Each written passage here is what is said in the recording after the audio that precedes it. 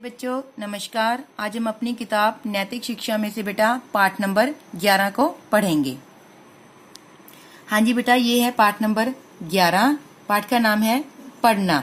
इससे पहले बेटा हमने जो पाठ किया था पाठ नंबर 10, जिसका नाम था पाठशाला। पाठशाला में बेटा हमने बात की थी कि हमें पाठशाला आते हुए और पाठशाला में आने के बाद क्या क्या करना चाहिए, उन बातों के बारे में हमने चर्चा की थी। आज हम बेटा करेंगे, हमारे पाठ का नाम है पढ़ना।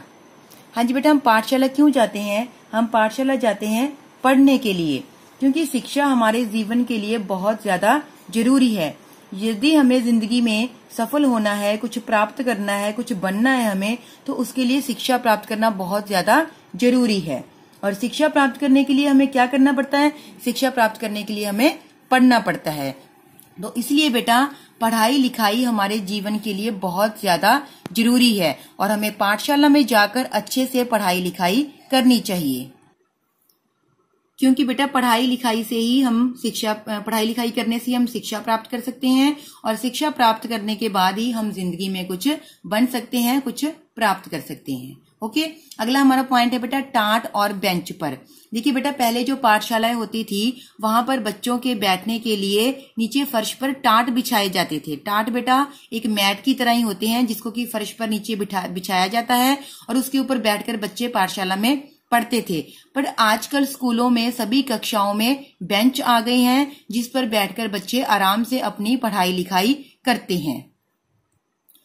और आजकल तो बेटा कुछ बच्चों के पास तो घर में भी अपना कुर्सी और मेज होता है, जिस पर बैठकर बच्चे आराम से अपनी पढ़ाई लिखाई करते हैं। तो इस तरह से बेटा आप अपने घर पर या तो टाट बिछाकर, या अगर आपके पास कुर्सी मेज है तो उस पर बैठकर आपको आराम से अपनी पढ़ाई लिखाई करनी चाहिए। हमारा अगला पॉइंट है एकांत में याद करना। एकांत जो शब्द होता है बेटा, उसका अर्थ होता है कि ऐसी जगह पर बैठकर पढ़ना जहां पे ज्यादा शोर ना हो, मतलब कि अकेले बैठकर पढ़ना। देखिए बेटा, यदि आप परिवार के मेंबरों के बीच में बैठकर पढ़ाई करोगे तो इससे ना तो आपको बेटा कुछ समझ में आएगा और ना ही आपके कुछ याद होगा। तो जब भी बेटा आपने पढ़ाई करनी है, अपने स्कूल से आपको जो भी पाठशाला से काम मिलता है उसको याद करना है, तो आपने घर में आकर क्या करना है, अपना एकांत में कहीं पर बैठ जाना है, किसी ऐसे कमरे में बैठ जाना है जहां पर कोई और ना हो। क्योंकि यदि आप एकांत में बैठकर पढ़ाई करोगे तो इससे आपको बेटा जो भी आप पढ़ोगे वो आपको जल्दी समझ भी आएगा और अच्छे से आपको याद भी होगा। तो आपको स्कूल से जो भी बेटा कार्य मिलता है, पाठशाला से जो भी आपको काम मिलता है पढ़ने के लिए, वो आपको हमेशा एकांत में बैठकर ही पढ़ना चाहिए और एकांत में बैठकर ही याद करना चाहिए। इस तरह से बेटा आपको अपनी पढ़ाई हमेशा एकांत में बैठकर करनी चाहिए, एकांत में बैठकर ही आपको याद करना चाहिए।